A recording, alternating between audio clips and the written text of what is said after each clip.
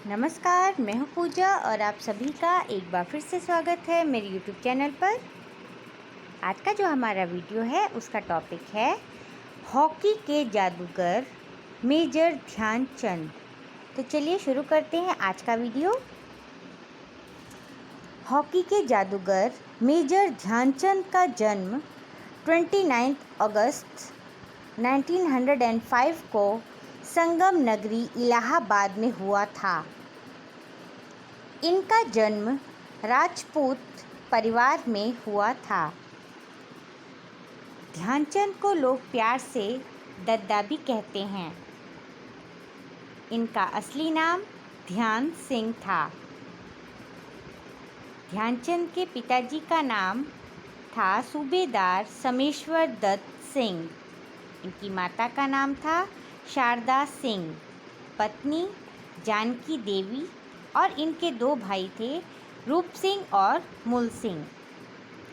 ध्यानचंद ने भारतीय hockey team को ओलंपिक खेलों में गोल्ड मेडल दिलाने में अहम भूमिका निभाई थी।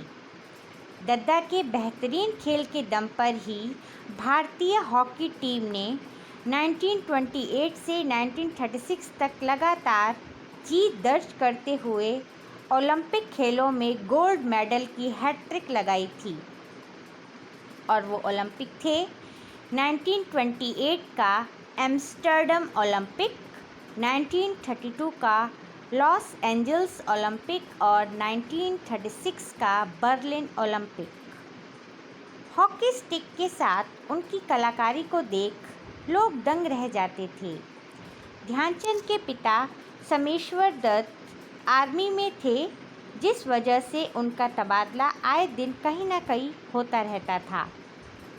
इस वजह से ध्यानचंद ने कक्षा 6वीं के बाद अपनी जो पढ़ाई थी वो छोड़ दी थी।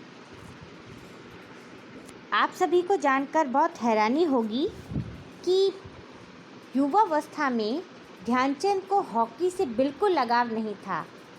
भला कोई सोच सकता है कि ऐसा हुआ होगा, लेकिन ये बात सच है। उन्हें रेसलिंग बहुत पसंद थी।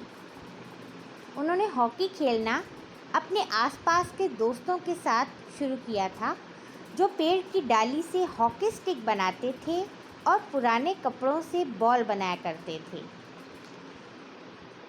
14 साल की उम्र में वे एक हॉकी मैच अपने पिता के साथ देखने गए। वहाँ एक टीम मैच हार रही थी, जो कि आर्मी वालों की टीम थी। वह टीम 2 गोल से हार रही थी। ध्यानचंद ने अपने पिता से इजाज़त ली और उस टीम में मैच खेलते हुए 4 गोल किए। उनके इस आत्मविश्वास को देख आर्मी ऑफिसर बहुत खुश हुए और सन 1922 में 16 साल की उम्र में ध्यानचंद पंजाब रेजिमेंट से एक सिपाही बन गए। आर्मी में आने के बाद उन्हें हॉकी खेलना अच्छा लगने लगा।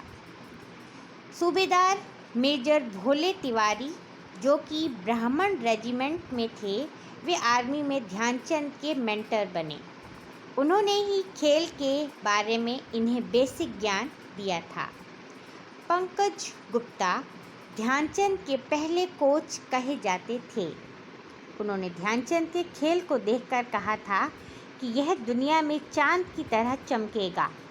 उन्होंने ही मेजर ध्यानचंद को चांद नाम दिया था। मेजर तिवारी खुद भी हॉकी के खिलाड़ी थे। उनकी देखरेख में ध्यानचंद हॉकी खेलने लगे और अपने कठिन परिश्रम व लगन के बल पर कुछ ही समय में वह दुनिया के महान हॉकी खिलाड़ी बन गए। अंतर्राष्ट्रीय मैचों में उन्होंने 400 से अधिक गोल किए। उन्होंने अपने खेल जीवन में 1000 से अधिक गोल दागे। ध्यानचंद को फुटबॉल में पेले और क्रिकेट में ब्रैडमैन के समतुल्य माना जाता है। ध्यानचंद की हॉकी की कलाकारी का मुरीद तो रुडोल्फ हिटलर भी था। हिटलर ने बर्लिन ओलंपिक के समय ध्यानचंद को जर्मनी के लिए खेलने की पेशकश कर दी थी, लेकिन ध्यानचंद ने हमेशा भारत के लिए खेलना ही अपना सबसे बड़ा गौरव समझा।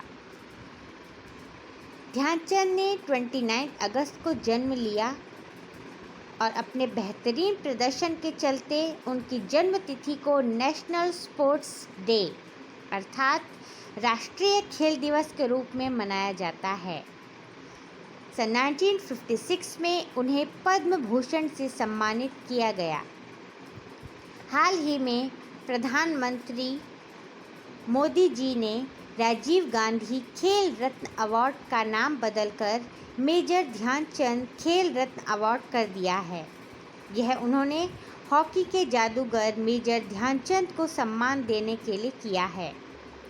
भारतीय हॉकी का स्वर्णिम युग सन 1928 से लेकर 1956 तक भारत ने हर ओलंपिक में हॉकी में लगातार 6 स्वर्ण पदक हासिल किए।